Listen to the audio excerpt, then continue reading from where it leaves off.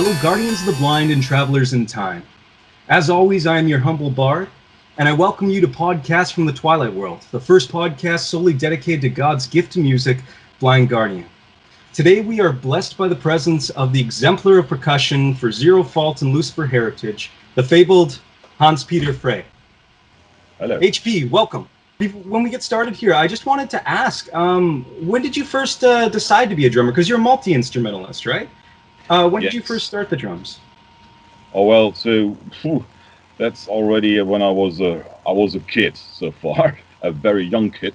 So I destroyed all these pants and tops from my mother at home, and I was hitting on everything. So that one of my teachers in the middle school said to my parents, "Please buy this guy some drums, or I do it."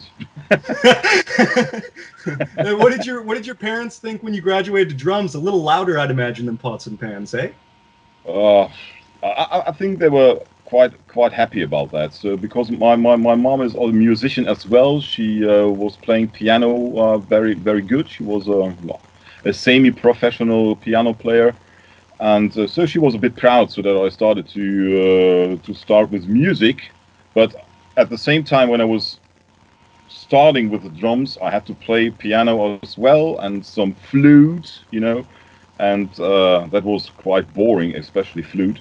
So I was very much focused on drums in the early days already. So piano was something what I did a little bit, outside, so a little bit separately. Okay. So from what I understand, and that was in Krefeld, right? Yeah. Right. From what I understand, that was a jazz community before Blind Guardian hit the scene, right? So did that influence your playing at all? Like, did you have any influences? No, absolutely no. So I can truly say that jazz had absolutely no impact on my drums, or my drum playing, or even the decision to play drums. It was always rock music. It was.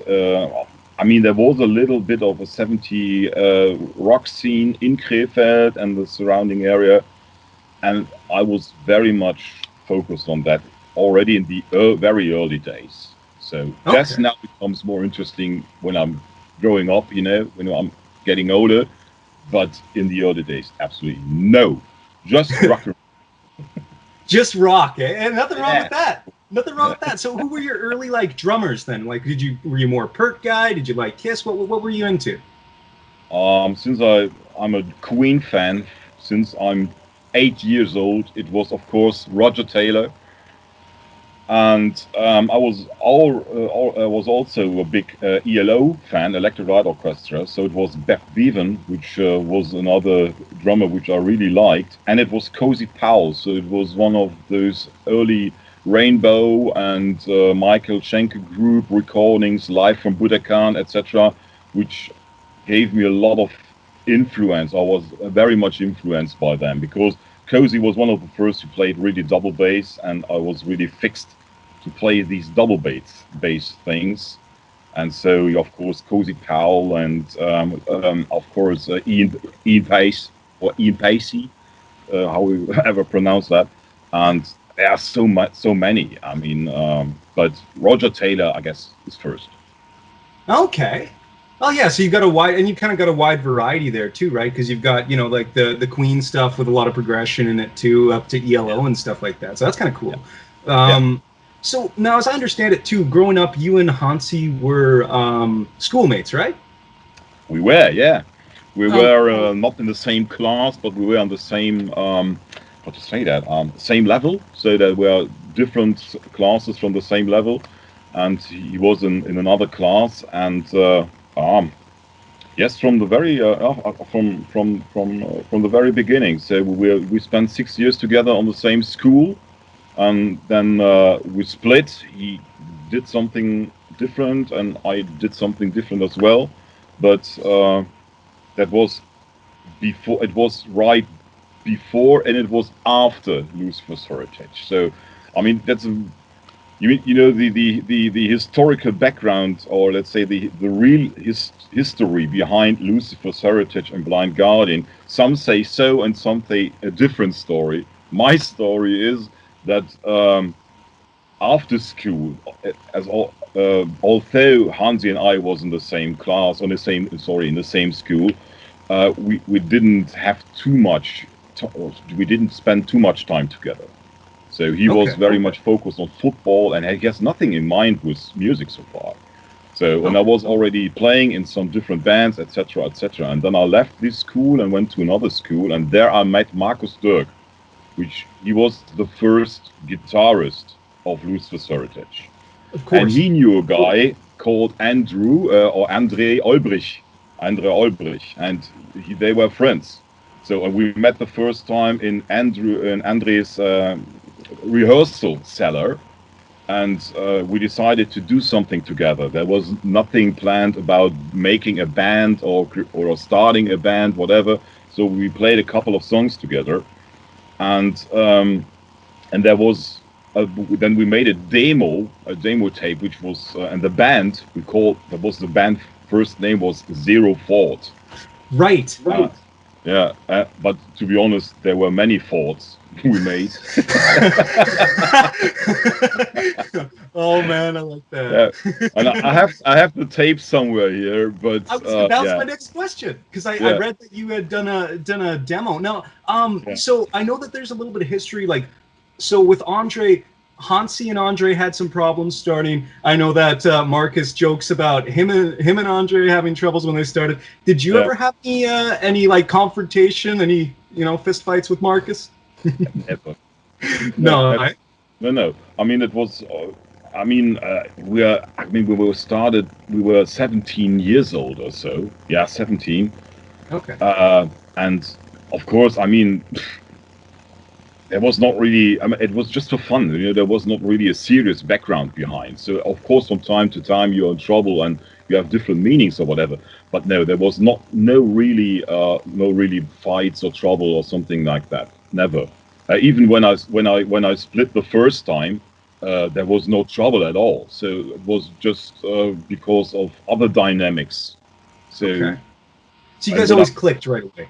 Yeah, and when I returned, it was fine and very good, let's say, very good friendship right from the start again. So there was never trouble. Even when I split the second time, there was no trouble at all.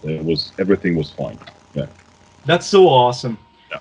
Now for this demo, for Zero Fault, when it was still Zero Fault, you said there was a demo. Who was on vocals? Because you're a singer as well, right? You have that nice baritone. You have an HPF, right? Yes, but I was not a singer there. That was Markus. Markus Dirk. Yeah, he was a singer. Yeah. Okay.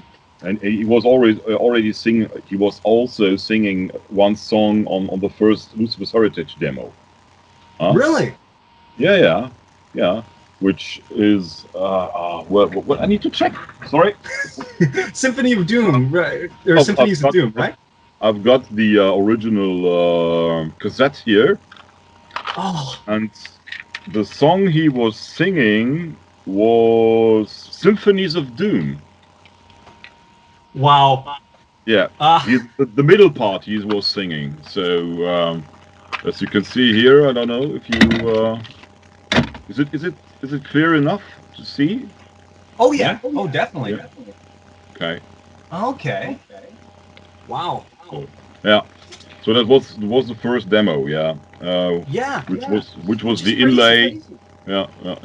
Because I always thought, like, prior to doing my research and stuff like that, I always assumed that Battalions of Fear was the first one because you're the first drummer, right? So I'd always assumed that you were that was the first demo for that reason. But it's actually 87, right? Yes, I mean I was the first drummer.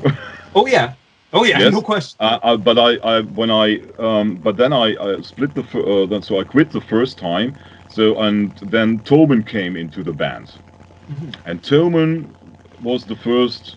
Was the drummer on the first Lucifer's Heritage. This one demo.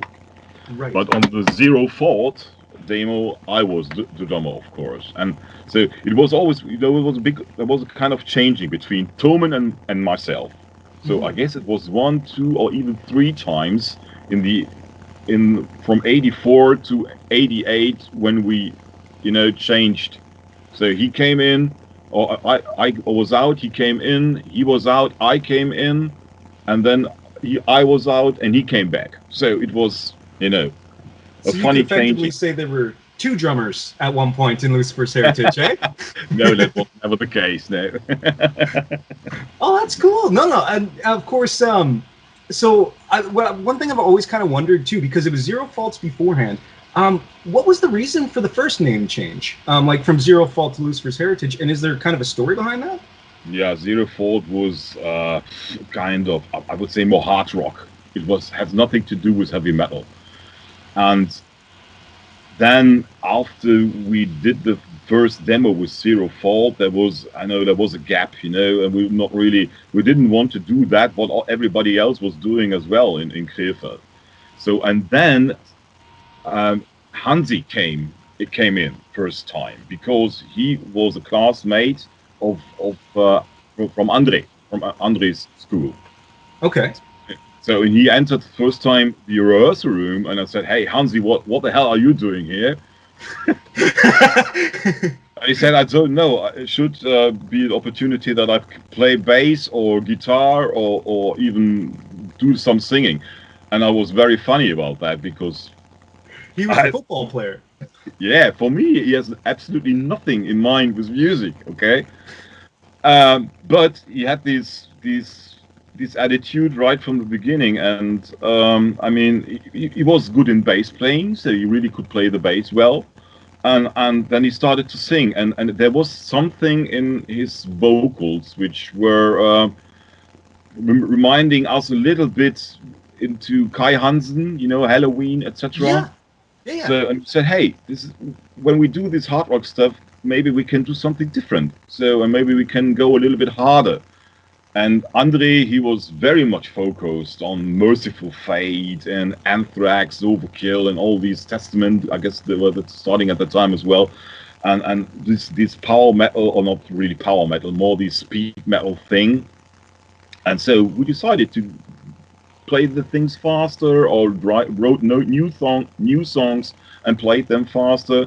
So it was not like this. It was not like this. It was something which was growing all the time. So, and after a half year or so, we had 8 or 9 songs which were quite hard, quite fast, and this had nothing to do with hard rock. So we decided, let's go for another name. And since I'm not 100% sure, but I think that Hansi was so much of a Merciful Fate and King Diamond fan, or Merciful Fate at that time, and he was some more in the black metal scene. I think he really liked Lucifer's Heritage, which sounds very black metal. But we didn't play black metal or death metal or something like that. But he really likes just the name, I guess. So it became Lucifer's Heritage. I guess this is the story, but I'm not 100% sure. You heard it here first, Bards. Thank you so much. That's always bothered me because there's no real, there's a story of the transition, of course, because they wanted to separate from black metal, which is why Blind Guardian was chosen, right? But there's never anything that really illustrated why the name was chosen in the first place. So that's kind of interesting here. Yeah. Sorry. Now, so just out of curiosity, you mentioned before that you had left the first time before the Symphonies of Doom, and they're being kind of alternating between you and Toman. Just for the record, so we can kind of clear the timeline, was there a reason behind that? No, just because of internal dynamics. So we didn't have any trouble, as I said, as I already mentioned. I can't really say why. I guess it has something to do with my vocational training. So you know what it means, vocational training? I'm afraid I don't. No, I'm Canadian. We don't have it. In Germany, it's you when you finish school, you have different opportunities. You learn a job, or you go to the next level school, etc., etc. So, and vocational training means that you get a training on a specific job. You're learning something very specific. And I was in the chemistry. So I changed my job from one job to another level. So I guess that was the reason why I didn't have not that time anymore to spend or even to do some music. I guess I stopped for a half year or so and just focused on the job. And then after that, so I got some time, some more time, you know, to rethink about doing again some music and playing in a band. So when I was searching for a band, and I played a half year with different musicians. But then Hansi gave me a phone call and said, "Hey, Toman is again. He's back again. Or yeah, I already left the band again. So please come back." So then I returned to Lucifer's Heritage, and yeah, then I stayed there till the record deal. So that's cool. Yeah. So and you played, if I remember right, there's 4 shows or 5 shows as Lucifer's Heritage, and then you played the first Blind Guardian gig too, right? Yeah, there were. I guess there were 3 Lucifer's Heritage shows and 1 Blind Guardian show. So that was the last, for me, the last concert, the last show with Blind Guardian, or Lucifer's Heritage, and then we already renamed it to Blind Guardian, and Blind Guardian already had the record deal with No Remorse Records, and this guy, what was his name? I've forgotten it. Kalle Trapp, I guess, was his name, and yeah, he was on this last show, and then he came to me and gave me a big laugh, you know, so ha ha ha, and you guy, you quit, you crazy asshole. Yeah. So I've never heard Kalle speak, but I've only seen pictures, and I'm just picturing it in my head right now. And I said, yeah. So you must be a stupid guy. I said, oh no, I have some other plans, and it's okay. So to be very honest, I had some very serious conversation with Hansi and with Andre, and I said, hey, I want to do something different. I mean, we are really spending a huge time in the rehearsal room. So we sometimes 4 to 5 days a week. And I already had some, and I also had some other hobbies. I had a girlfriend, which was, you know, she was complaining about, you know, you do not have enough time for me, etc. And so, and for me, at that stage, I was not really so much focused on being a professional musician. So, and Hansi said to me, we want to be professionals. So this is something what we absolutely have in mind. This is our clear focus. And we want to rehearse at least 4 times a week. And if you can't deliver that time for us, you need to change something. You have to do a decision. And then I said, okay, then I have to decide. So then I decided to quit. But fair enough, I already had some conversation with Toman before. So we already had some phone calls, and I said to Toman, hey, maybe I cannot really deliver what they want from me, or what and I'm not on the same path. Yeah, maybe it's more your turn to do that. And he said, yeah, fair enough. And he came, I guess, one day to when we did some rehearsals, and I guess I said something like, I would like to introduce you to the new drummer of Blind Guardian, or something like that. So Toman was mentioned. So we were in the same room, and everybody was fine, and we discussed that. And so, as I already mentioned, no trouble at all. Everything was fine. So I left, and he came. So fair enough. I love that story too, because it's sort of like, you know, passing the torch sort of thing. It's well put, I gotta say. Now, do you have any memories of those 5 shows in particular, like or you know, however many shows there were? What was the crazy stories? Let's give me some good stuff. Crazy stories, I can tell you. There were some. I mean, the first show, with the first show when I played the drums with Lucifer's Heritage, it was not the first show Lucifer's Heritage did. Lucifer's Heritage already had a gig together with Toman. Okay. and another band from Krefeld. And you can hear that or read that in the Rock Hard story, or here on this YouTube interview, which was released, I guess, last year on the Blind Guardian channel. And this very first concert where I was not playing the drums must be horrible. So Hansi was telling a lot of jokes during this interview. But the first show where I was playing, it was so fucking cold outside. So it was really, really, really cold, and people started freezing. But it was really, almost, full of people. Huh? So it was fully booked, or how to say that? It's sold out. It was a sold out evening. Okay. And so hundreds of people coming in, and they really, they were really, freezing, and so they had a lot of energy. So, and I guess after the half of the concert, more than 40 people were staying on stage, doing stage diving or doing some, head banging, etc., etc. So there were so many people on stage that we sometimes couldn't play anymore. So Andre was, in the meantime, he was out from stage. He was leaving somewhere. Hansi was lost. Lost in people, and so all of a sudden I had six or eight people behind my drum set, and and they found some of my sticks, and they were hitting the drums as well.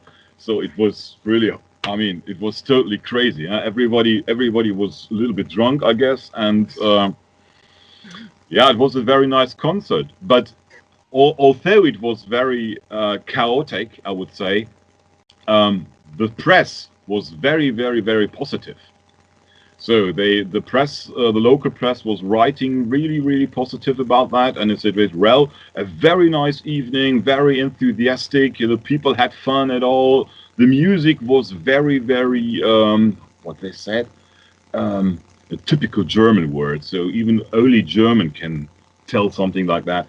A very tough composition, and a very tough evening.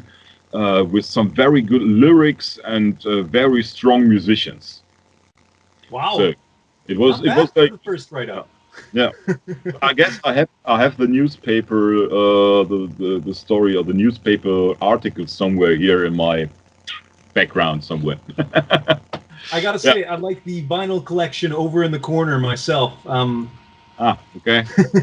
all those nice recolors. That's where my shelf has gone to. So yeah, you can see there some original concert posters from Blind Guardian there in the back. You see?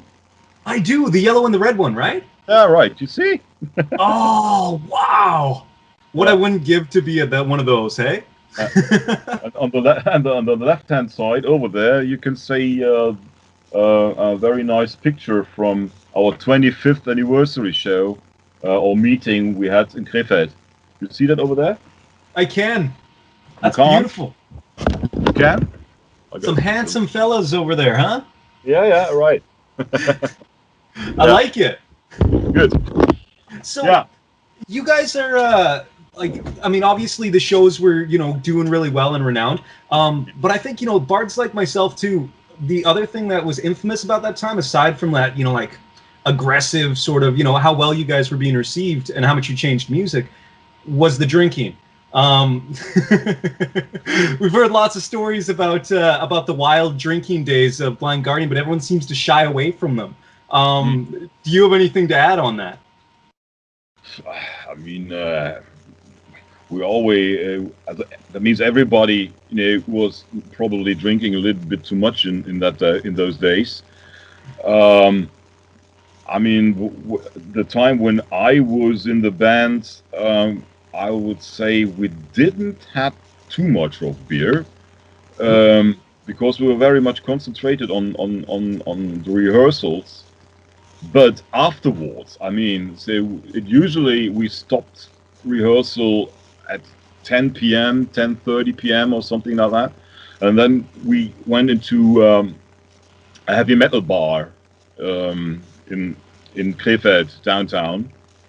And then there we stayed for the next 3 or 4 hours, and there we had a couple of drinks. So, and I guess all these fan scene, all these metal spirit and everything else, which is around or surround Blind Guardian, has started there in this heavy metal bar, and the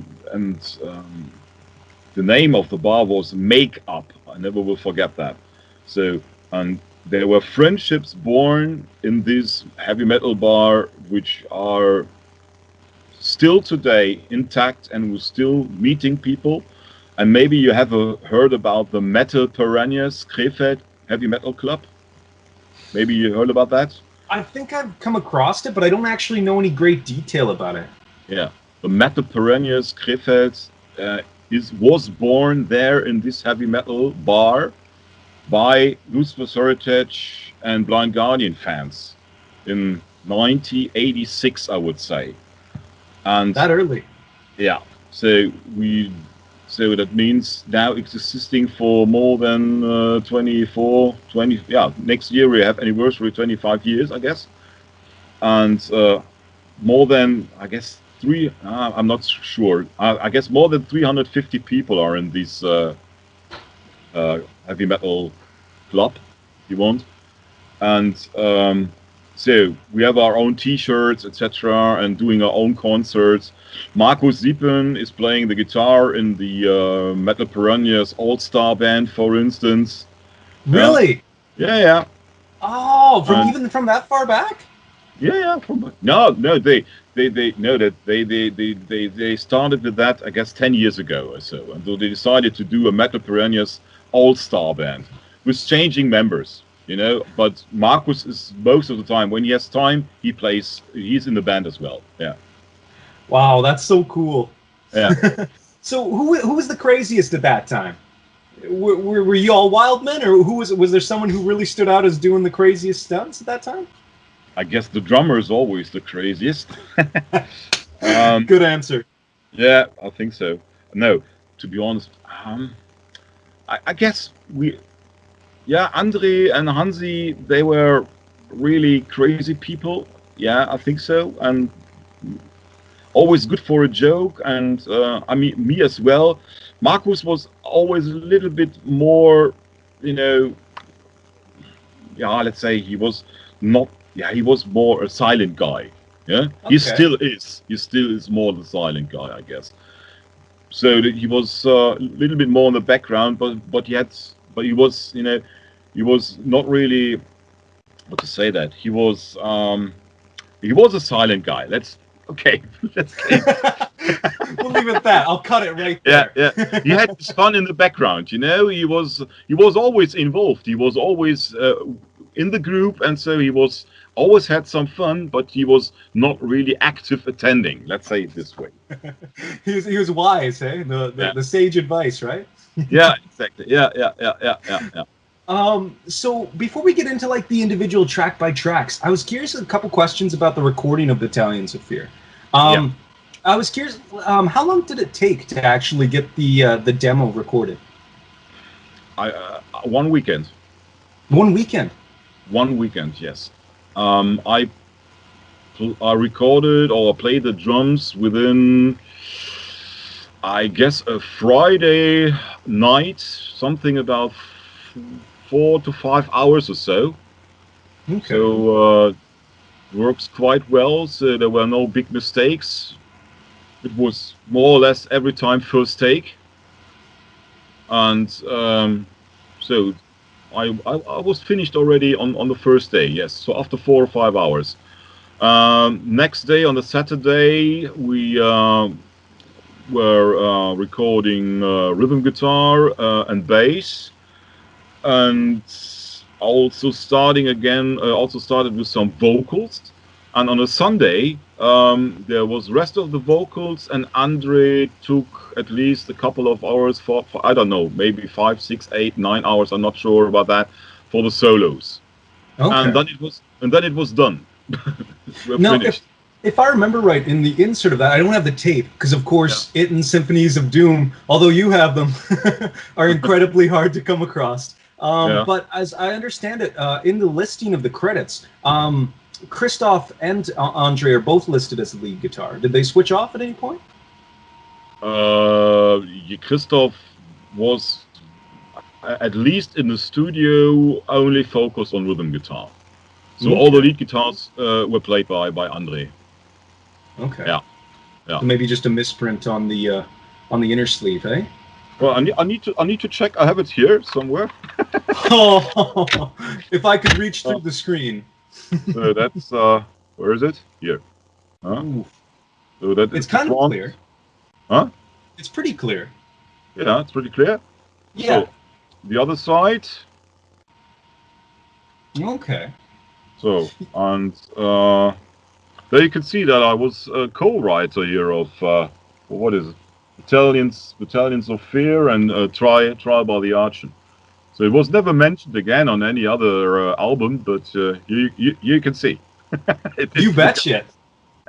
And I gotta say too, like, we're gonna dig into all of it, but while we're on the subject of Battalions, the song, gotta say your playing on it is absolutely crisp. I really love. It's my favorite version of the song. Like, I mean, it's good. Sorry, I won't delve too much into it because I want to save some of it. But yeah. Now that you mentioned that, especially since you have credits on that one as well, I gotta say I really enjoy that arrangement of it for sure. Thank you. Yeah. Who did the art on that one? Because it's not listed anywhere on the art for the cover of the Battalions demo. This art is this cover is made by Andre himself. What? Yes, he was already in the very early years. He was really a nerd in terms of PC, computers, etc., etc. He had everything. I mean, he was really already with the C64, for instance. You know that? I think I've heard of it. Early computer. Very, very early computer, yeah. And then afterwards with the Atari, you know, and Amiga and all these things, he already had some very, very, very good graphic programs. So, and I guess this shows Gandalf, you know. Yes. And this was inspired by a game he was already playing at that time, in the very early 80s. You must admit that. So really in the early 80s, and he was inspired by that, and so he really designed this cover or this art by himself. That's unreal. Wow. Yeah. I mean, I figured there was a story, but I didn't. I figured it was a friend. I didn't realize Andre himself did that. That's very impressive, especially considering the years. Yeah, especially the years. Yeah. So he was also, you know, responsible for the logo, etc. And he was also doing the graphical things behind the Lito and all these things. He's still very, very much focused on computers, and he's really a nerd. He's really a nerd. He wasn't already in the early days, as you can see. But this was saving costs because he was doing it by himself. Huh? Wow. Yeah. That's incredible. I'm really glad I asked that because, like I said, it's not listed anywhere on the actual tape itself, from what I understand. So to kind of hear that, it works well with the bardic theme. Let's put it that way. We're sharing stories. Yeah. Okay. So I wanted to ask as well. You mentioned that you recorded it all in the weekend and you covered the drums the first day, right? Yeah. Was there a song that you found particularly challenging, like as a band in particular, that took a little longer to record than the other ones? From a drum perspective, I was not. Maybe there was Majesty, for instance, was sometimes a bit difficult to play because of the double bass in combination with the muted cymbal. And this was crazy and this is something what I really need to learn. Let's say more than other things. So, but I was lucky at that day. So I guess it was really first take, or at least it was just second take. I don't know, but it was not taken that long. I was a bit afraid, of this particular pattern, where I was always thinking about, right, maybe it doesn't work, but it works perfectly. So, yeah. It I mean, actually turned out amazing. So I good guess on you for that one. you're yourself a musician, so far as I know, right? You guessed, eh? You're a musician as well, or not? Yes, well, I play some keys here and there, and I was playing in a band for a little bit. But Yeah. hearing you talk about that, I can see Marshall behind the kit too. The exact same thing. That pattern. I can if I just have two more chances, I can get it. Yeah, exactly. Yeah. But better it happens in the studio than on a live during a live performance, huh? So. Yeah, it's got to be. I mean, the studio's forever, right? Yeah, right. Exactly. So we'll get right into the individual tracks. But if you want to share any stories as we go through them and stuff like that, or any comments you can think of, please feel free to share them. It is after all, we're bards. We love to hear those things. So before we begin, the list of players, of course: Hansi Kirsch on vocals, Andre Ulbrich on lead guitar, Christoph Thiessen, and I'm saying that right. It is Thiessen or Thyssen? Thyssen. Christoph Thyssen on rhythm. And of course, bringing the thunder, the man himself, Hans-Peter Frey. Yeah. Right. Now, the first track listed on that one, though, later on they must not have separated it between intro and majesty. But there's a little almost like a folk song that comes along at the beginning, right? Where does that come from? Oh boy, that's a very funny story. Nestlin Bards, there's a story coming with this one. So we were in the studio and we're searching for an intro, and Christoph Thyssen, when he was a very young kid, he had to learn some on the organ, on the organ, and the only thing what you really could remind of that was this one song, and it was the only song he really could play. So it was born out of necessity. Absolutely. So he sat down, and I mean, we were looking for an intro, but everybody was sitting in front of a keyboard and doing some thunder here and some other noises from there. And so he sat down on the keyboard and just playing that, and everybody, wait, what's that? Huh? This is great. We take that as an intro. So so he played it in. So he was recording that. I mean, just I don't know, 1 minute or so. Played it, and then our recording engineer, he said, "Okay, is that really serious? Do you really want to do that?" Yes, yeah, of course. Yeah, then we need to do something, to link the intro with Majesty. And he came with the idea to say, okay, then we do some thunder here, and so everybody had totally fun with that intro, and it's really culture. I mean, it's clearly, it's Blind Guardian. It's right from the beginning, and I guess it was played on every concert as the intro before Majesty. So it's great. I love it. Oh, me too. Me too. Great. It's got it sort of sets the mood for kind of a little jaunt almost. I love it. And actually, I think the other part I really like, and that's why I asked if you and Hansi, were close friends before in school, because there's this great part. I think it's after the second solo, where you and the rhythm section almost just does this little walk together. And I the part I'm talking about. Yeah. And I've always loved that. I always wondered. I thought there's got to be some kind of relationship, some deep relationship there. Yeah, I mean, we know each other since when you grow up together, even if you do not spend hours every day, you do have, of course, a relationship. I mean, we know each other since we were, I don't know, 10 or 11 years old. So, yeah.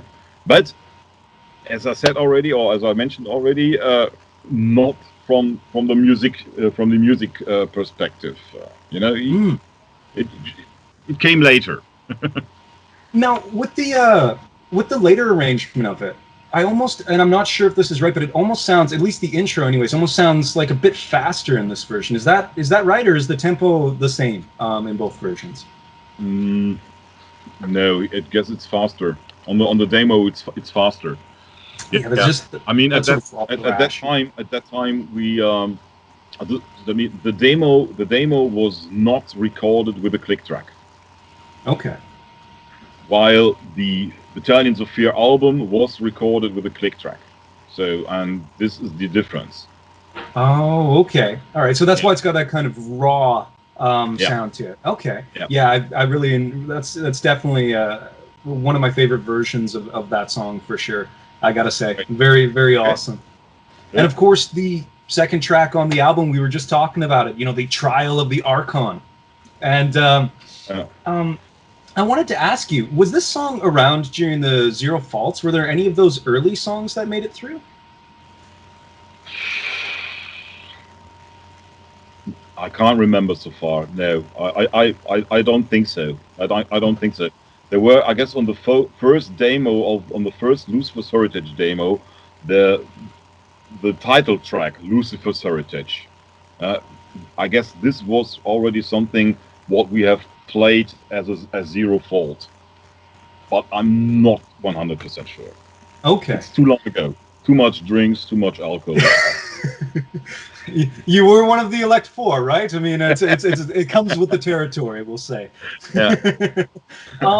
No, the reason I ask is because it almost sounds like, of course, on the Battalions of Fear album, this song's much shorter, by about like a minute or something. Is that right? Something like that. Mm-hmm. So I've always wondered, because it fits so nicely with Wizard and the Crown, if it came prior to that, because it almost sounds like they're sisters in that way, if that makes sense. Okay. Yeah. Yeah, that makes sense. Yeah, but again, it was the first album recording, and I guess the producer had the one or other idea about doing it in a different way. And I guess Blind Guardian was not really convinced about the one or other thing, but they had to do it because, the guy who's giving the money, who has the right to say something. Well, I mean, it's understandable, I suppose, eh? Yeah. Which is the only thing that, that saddens me about that. I mean, because it's obviously a beautiful version as well, but there's that really cool kind of eerie, almost symbol underneath the guitar in the demo version that it gives me chills every time. Yeah, really? Yeah, okay. You know what I'm talking about, that kind of it's beautiful. It kind of almost like wind sweeping. I love it. Okay. Now, was Trial by the Archon, like you have a writing credit on that? Was it a jam, or was it a like a planned out thing? Did you guys structure it before you went to write it? It was really structured. Yeah. Okay. It was no jam, and it was really structured because Andre came with the lead, and so the sound of the lead was creating everything else, and so we decided to do it a little bit like a mixture of Iron Maiden, and some Priest stuff. Means the fast part like Maiden, the more slower part by Priest, and for us it was very, very much to say that it was. So we really had a focus on these rhythm changes, because it's not the same speed, and it's something what you can't really play with a click track. I guess even that song Tolman did not play with a click track on the album, because they are two totally different speeds at all, and there from these different speeds it really lives. That makes it going. So it gives you something special again. Yeah, because you almost wonder, eh? Like to me, it's hard to picture this. Like, I mean, being that I play the keys and I don't drum. It always felt very structured to me, even on the demo. So it's interesting to hear you mention that it wasn't played with a click or anything like that, because it seems so tight in so many places. There's for me. I mean, after hearing that thousands of times, and even after the first recording, I was sometimes struggling a bit with the timing, and I guess Charlie Bauerfeind, who did the remixes for the last, let's say, for the last compilation. Oh, Memories of a Time to Come. Yeah, right? exactly. I have that one. I guess he quantized it a little bit, so it's a little bit more on track, you know. I'm not sure. I wanted to ask him that when I was in the studio last year, and but there was no really time because he was working on the new Halloween album, I guess, and I wanted to ask him that if he really put a click track, or let's say a quantize. What's the word for it? Quantization. Yeah. So, but for me, it sounds like, because it's, you can't hit all the time the feet, and in the original recordings you can't. So there are some. See, now I feel now I've got to find the Holy Grail demo tape, because I've got to hear that different version. I've been spoiled by the remixes of it. Okay. So you do not have this one? No, it's actually the lowest it's ever sold on Discogs, in Canadian anyways, is $230, I think it is. And I've been watching. Yeah. Wow. Yeah, it's it and symphonies are both really hard to come by. But trust me, that hasn't stopped me from looking very, very hard in German and Russian sites as well. Okay, good. Yeah, I just tried. I just want to remind, because there were different versions of the Battalion of Fear remixes. One was on the Follow the Blind new releases in 2015, I guess, and I'm not sure if I guess they are the original ones, or the origin ones. And on the Memories Time to Come, there was the remixed versions, but I'm not sure. I really need to check. Just a minute. You take your time, HP. Where is it?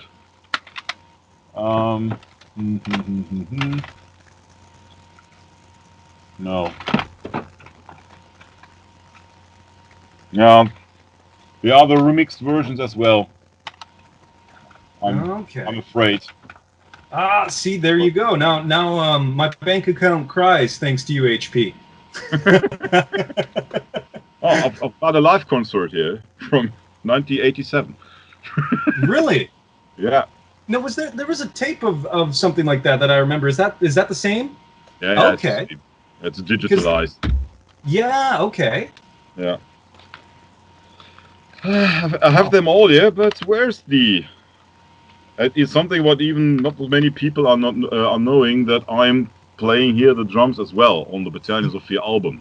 Yes, actually, I was going to get to that when we, because for Gandalf, right? Yes. Yeah. Yes. But the next one, of course, being Battalions of Fear itself, which I've already gushed about. So forgive me, fellow bards, because I will be gushing one more time here. My absolute favorite version of this song, Battalions of Fear on the demo. If you haven't heard it, you need to be checking it out. Now, in that interview you spoke of, is my mic all right? Yeah, I think my mic's all right. In that interview you spoke of with Hansi and the rest of the Blind Guardian guys, I think Marcus is there as well. He mentions at one point that you guys kind of wanted to stay away from political themes. But it's interesting to me because Battalions of Fear, being, from my understanding, about Reagan, right? It was, I guess it was one of the first, or I guess the first and only political lyric Hansi did so far. And I mean, the Theater of Pain, I guess, was also had some political message. Yeah, but usually he stays off from political things. And that was what was interesting to me, because at one point he mentions that they didn't want to do it because, aside from just the fact that it might alienate some of the some of the bards that were into the band at the time. It also could have caused some difference of opinion between band members, but he never mentions anything. So I was curious, were you guys all behind, were you all feeling the same way about Reagan's era at this time? I don't think so that political, let's say, political stories or political environmental things, whatever, had something which we were really interested in that time. We were too young about that. I mean, we were 17, 18 years old, and I was, I was thinking about the next day, organizing some beer and have some sex with my girlfriend or whatever. How to get my next drum streaks, where I can buy the next drumsticks or whatever, or how to expand my drum set. I was not really interested in those things, to be very honest. I mean, like the same like the youth today somehow. Maybe they are even more interested in political things than we were at that time. Fair enough. No, I just was curious because he mentioned that, and I'm like, I wonder what Hans-Peter was thinking at that time. But it makes sense because, obviously, you're 18, 17 years old. You aren't really interested in the politics, and fair enough. Like, I mean, I'm in my late 20s. I'm not particularly interested in politics either. So, yeah. Okay. But one thing I did want to ask too on this one was it always the first choice for the title track? Because it's the studio album and the demo's title. What made it that way? What stood out specifically to you guys? I can't say that. I mean, if you are not a native speaking band, so it means not an English native speaking band, sometimes you decide to make a choice or you are choosing an album title because it sounds cool. So, and Battalions of Fear sounds cool. So I guess that's one of the name sounds cool and the song. And the song, yeah. So that I guess that's all. I guess there's nothing more behind that. At least I don't know it. So then maybe you should ask Hansi or anybody else who has some more insights about that. But so far as I can remember, it only sounds cool, and that was the reason why we chose it. Hey, that's all right. It does have a great title to it. Obviously, I mean, we're still talking about it how many years later, right? So yeah, indeed, yeah. And which of course brings us to track number 4, Gandalf's Rebirth. Now, I wanted to ask you this question especially because, of course, on the studio album, Gandalf's Rebirth is a bonus track, correct? Right. Yeah. Now, was that a re-recording for the studio album, or was that taken from the demo? It was taken from the demo. Okay. All right. So right at the beginning, it was me who's playing the drums there. Oh yeah, 100%. And it's got very distinctly kind of has your sound to it. I noticed there's a little bit of difference, especially listening to the recording side by side. You can really kind of hear the difference in play style, which is really cool. And I'll touch on that too if you'll let me. But I was also wondering, because that song, again, just like Archon, you guys are really tight on the instrumental, especially at that time period. Was that natural, or was that due to the fact you guys had 5 practices a week? Well, I mean, very clearly, this is a very guitar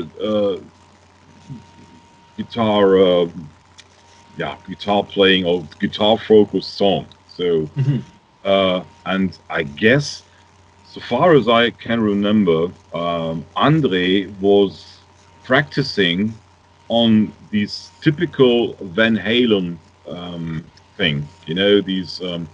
How to say that? What's this tipping? Van Halen tipping. And like tapping. No? The tapping, yeah. Tapping. Tapping, yeah, right. So, and he was, it was part of the practice. So, and he always in the rehearsal, he was. So, and since they were all trials, yeah. So I started to play that on a to start to synchronize that between bass drum and snare, and was playing a little bit with him.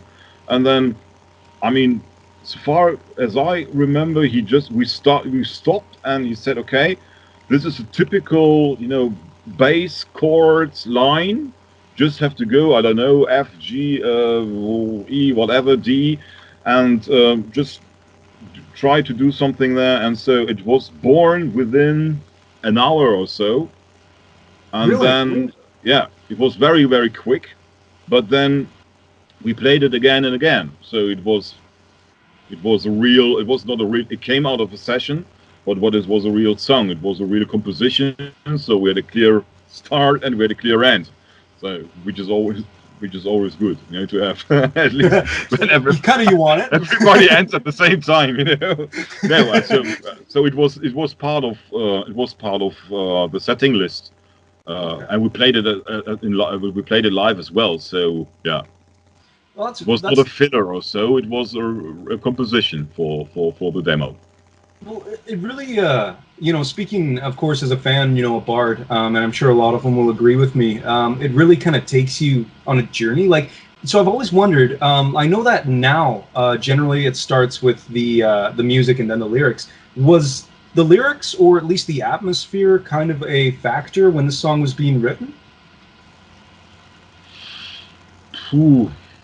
I would say yes. I mean, the lyrics. I mean, since Hansi was always in charge for the lyrics, he did that for. He was alone, you know. He was doing that at home, and I guess I really needed his time, you know. I guess that he never wrote one word or one sentence or one line in the rehearsal room. I guess so. I think that he's always written at home, or even when he was somewhere where he was for his own, you know, there was silence, etc. Music was different, so we really composed songs in the rehearsal room. I mean, there were from time to time, there were some, of course, ideas. People, you know, when Andre came, or Marcus, or Hansi, or whatever, came with some ideas. But in most of, I would say, 90% of the time, it was really composed in the rehearsal room. Okay. Yeah. So there was a sort of atmosphere set for that already. Yeah, I think so. Yeah. Well, it clearly paid off. Yeah. And I mean, the interesting thing is that we never changed the songs later in a massive way. I mean, it was when we played the song maybe 1, 2, 3 times, it really we really spent on that. So we did not change that many things. So that we are discussing about tempo, or that we just discussed about, you know, bridge first or solo first, or we changed it internally or whatever. No, it was very much fixed, and so this already was a clear, for me, a clear identification with the music itself. That means we were very focused on what we are doing, and we are already very convinced about what we were doing. So there was not so many unclear things, you know. So we said, yeah, sounds good, sounds now good, would sounds good in 1 or 2 years. So let's keep it. Huh? I like it. Oh, well, like I said, you know, it definitely paid off for it. And I'm glad you answered that, because I was always kind of curious, especially being that the album is so raw. You know, it almost has a different feel. Lots of the songs completely different, including our next one, "Run for the Night," which I gushed about Battalions. "Run for the Night" is hands down my favorite song on the album, and my favorite version. Like it's longer for sure, right? But you guys have tons of energy. There's just this I don't know if I want to call it angst, because it's, you know, it's Blind Guardian we're talking about. We aren't talking about, you know, some wish-wash band. We're talking about the mighty Blind Guardian, and I really feel that "Run for the Night" is just a really, really solid version of it. What are your memories of recording this one? Absolutely great memories, because this one was, I mean, we were more or less joking about that, but we always were joking about this would be our first 7-inch release, our first single release, because for us, "Run for the Night" was the radio hit #1. You know, we said we will be the first metal band who played in the radio, and "Run for the Night" will be as chart position #1 in Germany and the entire Europe or whatever. So we were just kidding about a bit, but Hey, it should have been. no, but it means a lot because we were quite convinced about the melody, and it was again something what was written so quick, so it did not take that very long, and Hansi had a really clear melody to sing, and it fits absolutely perfectly with the bass lines he's playing. And so it was absolutely great. And since it is a simple song, at least it's a very simple structured song, but it has a lot of power, it has a lot of melody, and it has really pain, and the great solo of Andre in the last third of the song, it's absolutely great. And when I was hearing the first time the album edit, I was a little bit disappointed because this middle section was not there anymore. So this was gone. So it was I don't know. I guess it was again something a higher decision. Maybe more, maybe Culler's influence a little bit or something like that. Colors? Yeah, he was the producer on the first one, wasn't he? Color. Yeah. I guess again it was a decision, or at least maybe not a decision. It was some let's say a good meaning tip or something like that. And I think like what's really cool about this one is when I was talking earlier, I really feel that this is the song that really, I mean, they all do, but it really demonstrates perfectly, I think, the difference in playstyle between you and Toman. Like it, and correct me if I'm wrong. This might maybe this isn't right, but from what I hear, it sounds almost like you really favored that tight, crisp cymbal. Those you were much more on the brass, and Toman really liked that dark, kind of deep richness of the toms. Is that a fair estimate to say? Yeah, that's right. Yeah.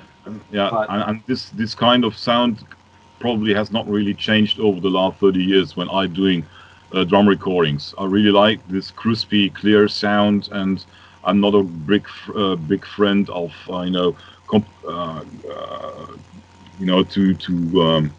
to compress too much of the drum sound, etc. I really like it open. And Charlie Bauerfeind, who's the producer of Blind Guardian, when he did the remix, he really compressed the drums again. So that's something.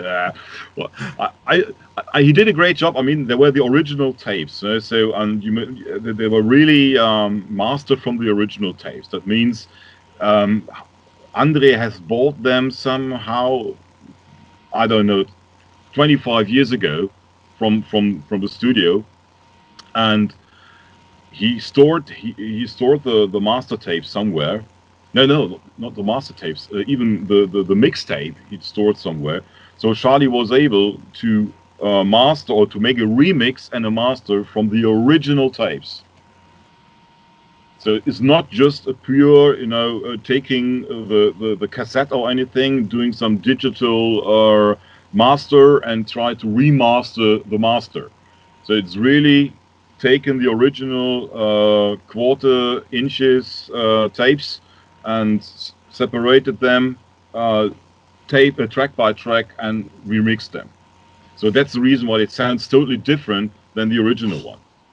See, now that's my wallet. My wallet bleeds because those demos are not easy to find outside of that CD collection. So I'm sad to hear that it kind of was compressed. But maybe is there a chance? My buddy Chuck, who runs the podcast and Stone the Iced Earth podcast, they had just done a recent re-release of the first band before that, kind of like Lucifer's Heritage was precursor to Blind Guardian, and it was Purgatory, but they went back and they re-recorded it all.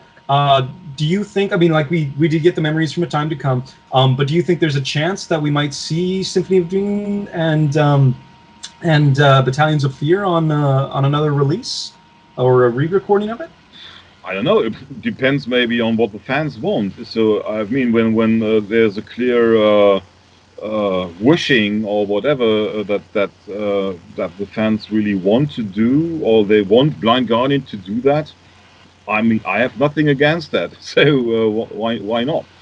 I mean, we had when we met last time, there was unfortunately not too much time to talk about other things. We had this interview to do, and there was the rock hard story, and there was really not so much time to talk privately. But we said when the Demon and Withered tour is over, and the orchestra album is released, that we maybe have the time, to talk about such things as well.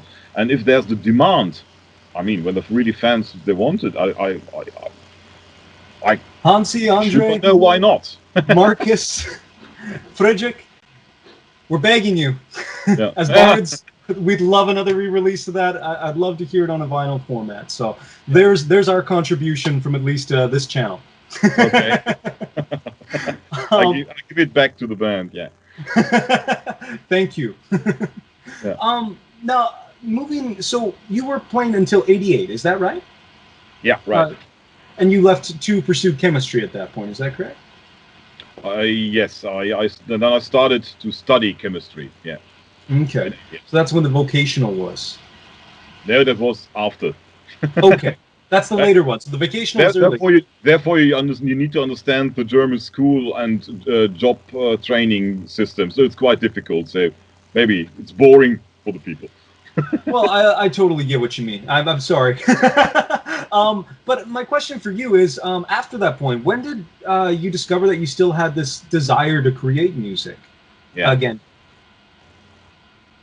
Yes, I mean, the question is if I stopped music, or maybe I didn't get that right. I was under the impression from one of the interviews I had read, and maybe it's wrong, that you would kind of put music to the side after that. Yeah. So I was curious, when did that return to you? When did you find that drive again, that you wanted to start recording again? That was something. I mean, I do not really stop playing music ever, but I had some a longer break. So but since I was playing with such nice and great people like Lucifer's Heritage, respectively Blind Guardian, I mean any other musician I was playing with, I mean they were not fulfilling my expectations. So it was for me really quite difficult to find right people which do have a comparable level in terms of music playing and understanding. So it took a year or 1.5 before I turned back into a band, and so I was a player of a band called Pleasure, which was already relatively well known in Krefeld and environmental or in the surrounding of Krefeld, and it was hard rock, 80s hard rock, something like that. Mm-hmm. And we did some demos as well, and we were very close to another record deal again. So it was the second chance in my life, to sign a record deal. But then again, something happened. To cut a long story short, whatever, Pleasure was not existing anymore. Another band called Welcome was the next band. Welcome was part-wise Pleasure and two new musicians. We switched more into heavy metal, or let's say modern melodic heavy metal. Got another record deal possibility with EMI, and before we could sign the record deal, our singer was, I don't know, he was gone. Nobody was know where he was. And so again, we missed this opportunity. It was the third time in my life. So I was together with Welcome till 1993, and then I had a very long period of 2 years where I did not do anything else. I bought a keyboard and did my first own MIDI compositions. And then I was in the middle of my studies. I get a phone call from someone who I known from the past. He said, "Hey, we need a drummer." would you like to come? Yes. I said, okay. I did not do that for a very long time, but I will come. So it was a band called Silent of Restless Tears. Sort. Sort, right, exactly, And this was some kind of progressive pop rock, and I really liked what they're doing. And it was also the opportunity for me to write songs, just not playing drums, so writing songs for them. And so everything started. I was getting better in composition, and way better in drumming because I was not playing metal anymore. I was more progressive rock, pop rock, some funk, soul things. So I was very, was on a brighter, some brighter experience I could make. Yeah. On that first Sword EP, there's that first song, Rain Falls. Is that right? Rainfall. Yeah, So yeah. there's, I couldn't help but notice there's this really nice kind of like, there's that beautiful guitar that comes over the top, obviously. Yeah. But there's that beautiful kind of key melody, the keys that are playing. Was that you that was playing that? No, it was not me. No, okay. No. It was the keyboarder who played that. Okay. I mean, in the studio, I was just responsible for drums and background vocals on the second album, which I will release on YouTube in the next couple of weeks, because I'm just working on my discography for the time being. So I'm starting to release everything which I have ever recorded or which was released so far. There I was doing some keyboards and some vocals as well. Yeah. But on the first EP, it's just drumming and some background vocals. Yeah. Okay. Yeah. And so you mentioned the first HPF album, or EP, I guess. And that was from, if I'm not mistaken, 97 to 2000? 1997. Yeah, right. Yeah. It's so different from what you were playing earlier. Was that, like, it almost seems multi-genre? Correct me if I'm wrong. So where was the influence in that? What inspired you to do that? Because that seems a little bit removed from ELO. I mean, a little ELO in there still, but it seems a little bit removed from Queen and ELO. So where did that come in? I guess I was always a big fan of Phil Collins or Genesis. For me, Genesis and Phil Collins, the one or other hating the Phil Collins area with, or the Phil Collins era with Genesis. But I think as a drummer and as a multi-instrumentalist, he was touching me in a very special way, And since I'm a drummer and a tough guy, but in my heart I'm a very sensitive, very sensitive guy at all. An artist, right? You're a bard. Yeah, we all. Yeah. So it really changed from what I was doing when I was a drummer in the band and doing my own composition. So it means for me, it means a lot, my own songs. So I wrote 150 or something like that since the early 90s, and most of them are on albums, etc., or wrote for other people. And it shows the more, how to say that, the more sensible HPF or Hans-Peter, whatever. So it's all my heart which is in there. So it's so that means a lot of ballads and also some, let's say, from the lyrics, it's more, let's say, not say really love songs, but it's close to, a little bit about some nice themes so far. But it changed, so it means from HPF to HP2, 3, 4, and 5 is just complete. And will be released in the next couple of weeks. It really changed. So it's more now. It's becoming more darker. It's becoming more progressive again. Becoming more, like a little bit, 70s, 60, late 60s, 70s rock-wise songs. More complex, more dark, and I got the dark side of me. Right? Yeah.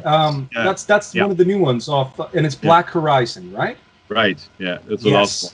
Yeah. And we'll get to that one too, because I'm very excited about when I heard the dark side of me. It definitely I could tell there's a major change as well, and I'm Yeah. sure lots of the bards that saw it could too, because there's almost this dark sort of progressive rock feel. Is there any chance, while we're on the subject of Black Horizon, is there any chance of some metal returning for HPF? To what? What returning? For some metal on this album. Not really metal, no.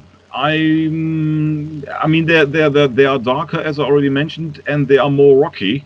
Yes. Okay. But they are not really pop songs, so they're more rock songs, classic rock songs, but not really heavy. But I'm currently working on HPF 6 on the 6th album, and here I'm really I'm really knocking on heavy as well, you know, on the heavy knock on the heavy door, and I will do that somehow with some cooperation on the internet with some people which I know from different communities, etc. And I guess this will be more a cooperative album than just writing. I mean, I will write the songs, so it's all songs were composed by me, but I will take some guest musicians. Lots of collaborations. Collaborations, right? Yeah. Oh, yeah. okay. So, and I guess that will be a little bit more heavy. And I will ask Marcus if he will spend something on that, and I will ask Andre as well if he would like to join to play some lead or whatever. Maybe he does that. I don't know. Be mindful, Bards. It sounds like something exciting's brewing. Yeah, maybe, I don't know. It's just something what I have in my mind. So I do not know if they really want to do that or not. What I can tell you is something that I working on a cooperation with Marcus Dirk. He was the guitarist of Symphonies of Doom. Right. That's something what we at least will do. Yeah, this is almost 100% clear. That's exciting, because as far as now that you mentioned that too, that's exciting, because isn't Marcus hasn't he hasn't worked as much on the solo career, is that right? He hasn't released as many albums. No, he's just doing that just as a hobby, you know, just for himself. But he has a small studio as well at home. I do have my studio here in my rehearsal room or whatever, and yeah. So that means we can do something together without staying in the same room. You know that. It's I mean, yeah. Well, I mean, the internet, right? It's no issue, huh? It's why we're able to talk now. Right. I gotta say, I'm very excited for this. Yeah. Now, speaking of guest musicians, the song "Mystic Woman" was a collaboration with I believe it was Chris and Joey. I believe it said on it. Right. I'm not familiar. How did that come about? What's the story there? The story is that there is a community in Germany, in the German-speaking area, let's say this week, which is called home recording. And so that means all those people who are doing home recordings and have interest to share what they are doing, and who have interest in cooperate, they are in this community.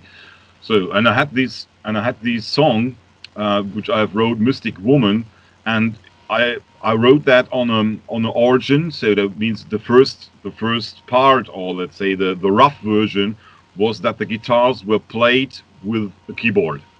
Okay. And of course you're limited with that, you know. And I was wondering if someone from the community could do it in a much better way. So I released that in the community and asked for cooperation. So then a guitarist came. His name is Chris. He said, "I can do it if you want." So then he so I sent him all the tracks, etc. And he really reworked all the keyboard stuff and turned that into a guitar track. And since he knew someone who is from my opinion an absolutely great singer called Joey, he called him and said, "Hey, I've got something which may fit to your vocals." So he gave that to Joey. Joey said, "Great song."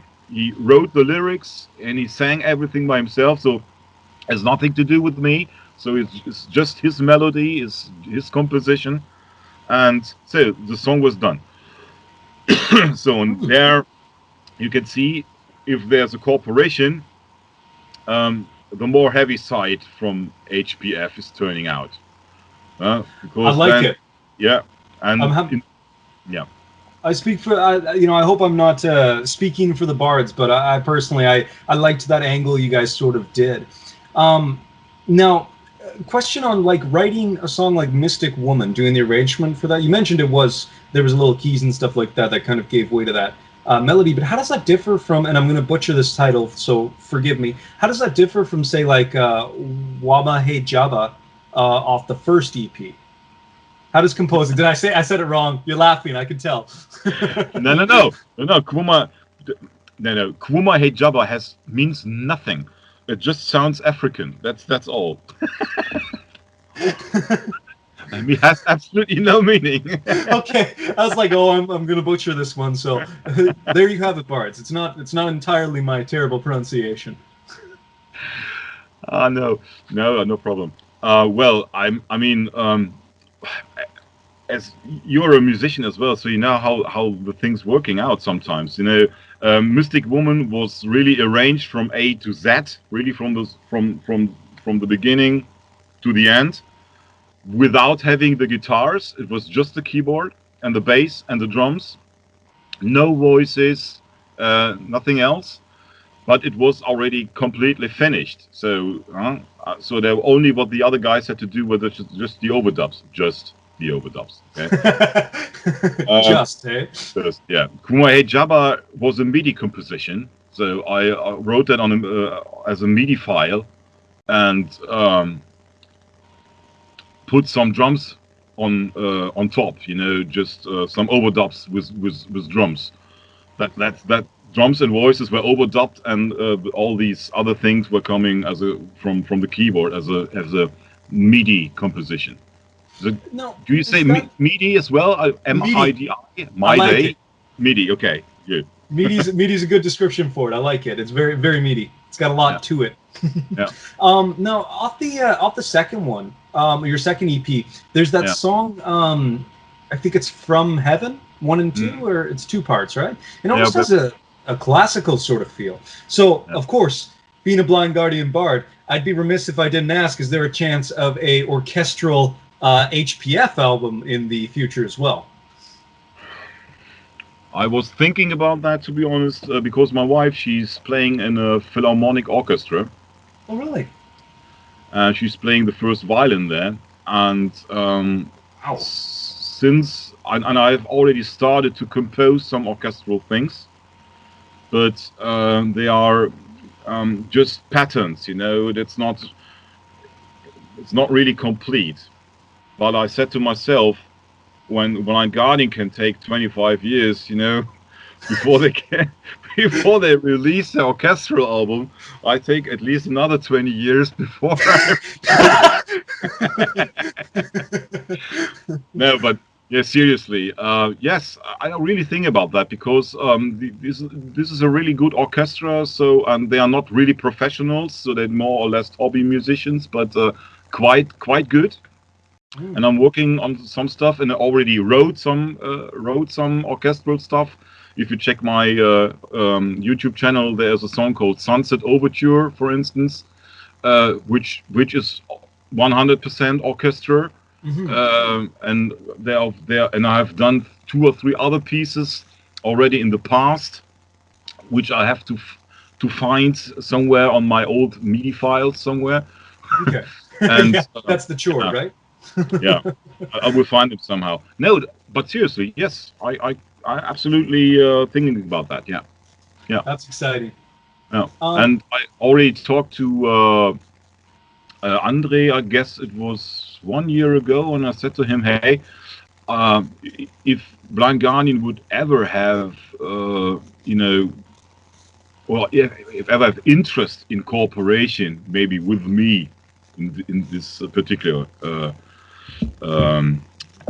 Thing, I would really be happy to provide something, for them. So, and Andre knows a little bit of what I'm doing, Markus as well, and but especially as a song, as you have mentioned, From Heaven Part 1 and 2, for me it would perfectly fit to Blind Guardian.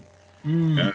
And the orchestral thing, and the theatralic, the drama, um, the of course it must be arranged in a different way, of course, Blind Mhm. Guardian style way, of course, Of and with course. some great drumming of Frederick, etc. I would, for me, it would be a perfect Blind Guardian hymn. And I've mentioned that to the guys. If you ever have interest in cooperation, why not? Huh? I Ah, mean, they are absolutely professionals, so they are, playing in a totally different league. But when a song is good, then the song is good, mhm. independent who has written it. So, and since I there totally is a agree. yeah, and at least and since there is a contact, mine. I mean, I have nothing to lose. I can only ask. You know. Absolutely. Well, either way, I'm sure myself and the other bards would be happy to hear it as well. Yeah, It sounds like a very exciting prospect, yeah, which I'm looking forward to. Just like Black Horizon, which is, you said, being released here fairly soon. yeah, yeah. Will be, When does yeah. that drop? Sorry. When are you dropping that one? On, like, will there be a physical format for it? Yeah, I'm not sure so far. I mean, it will be released, of course, on YouTube on my Of channel course. as a CD, of course. Vinyl, I don't know, to be honest. I'm Of currently working with a label in Krefeld.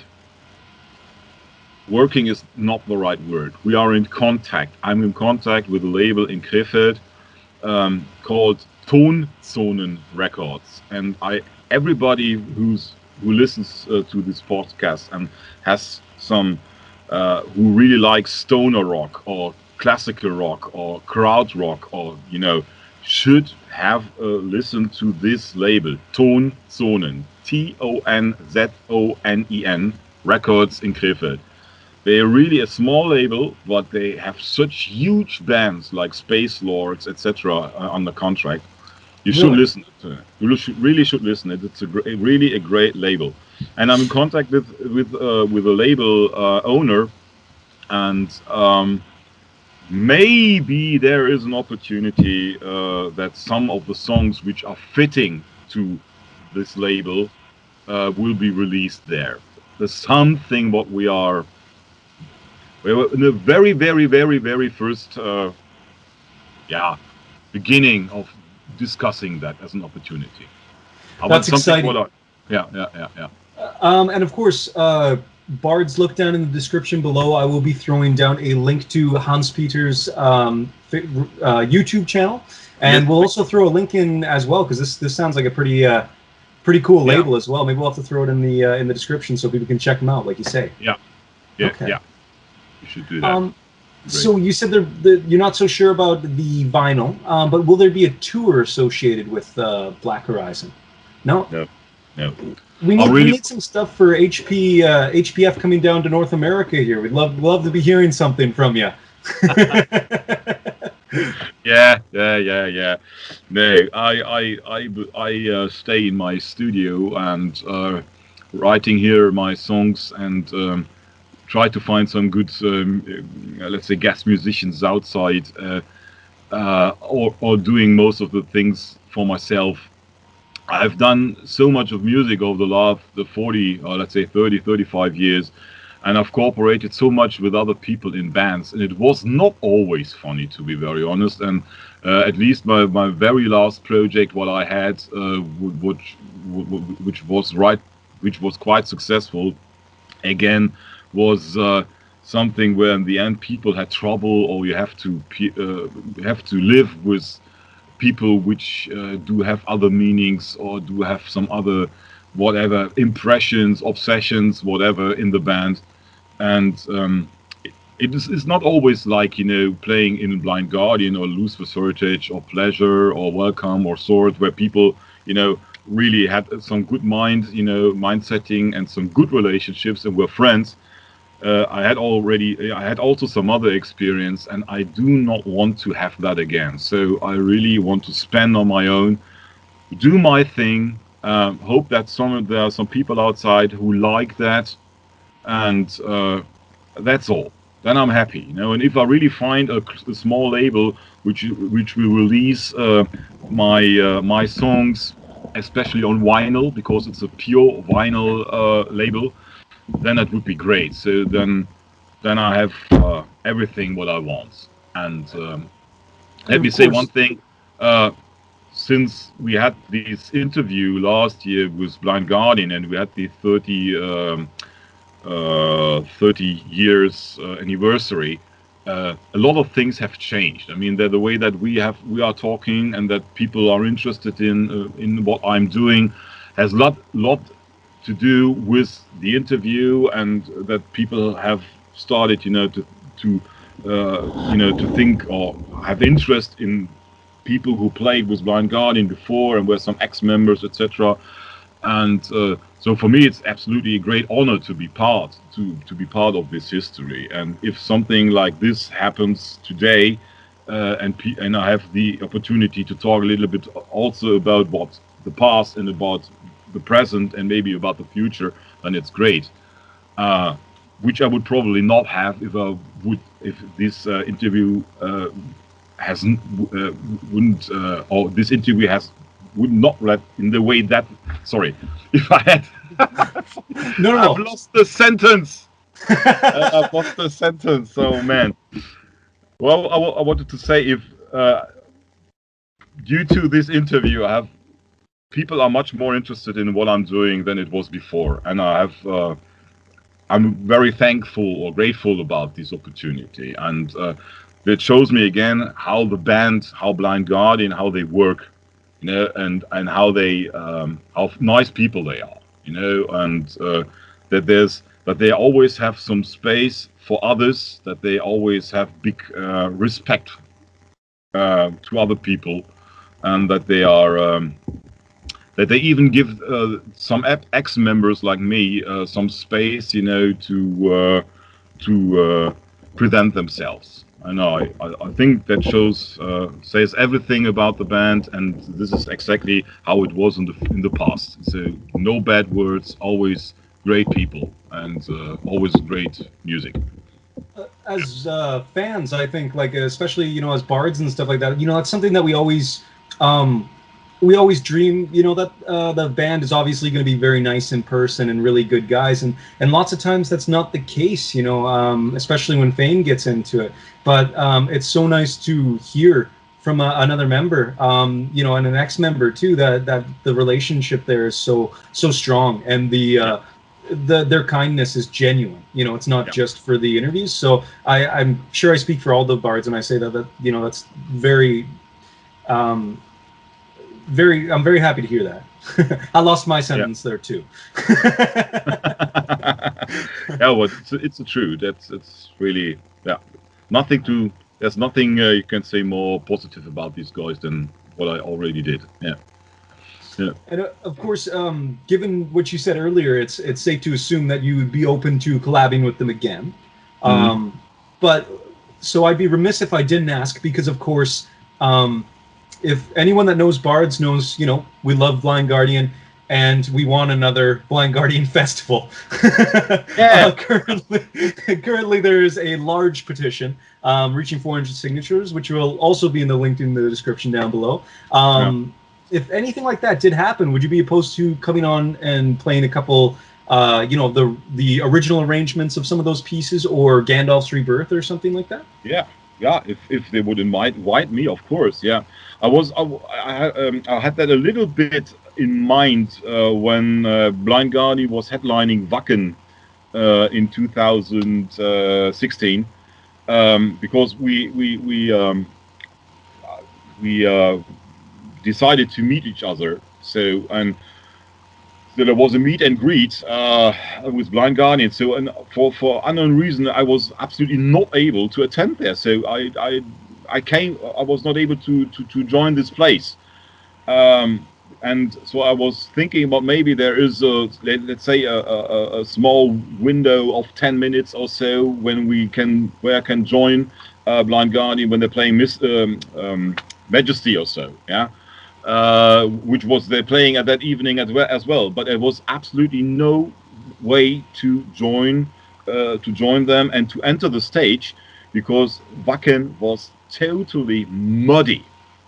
So it took me hours, really hours, from the infield, from the beginning, from the infield to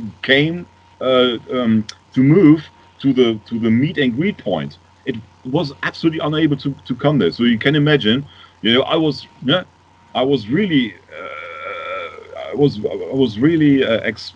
to say that?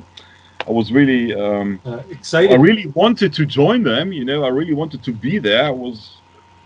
And I did everything I could, but no way.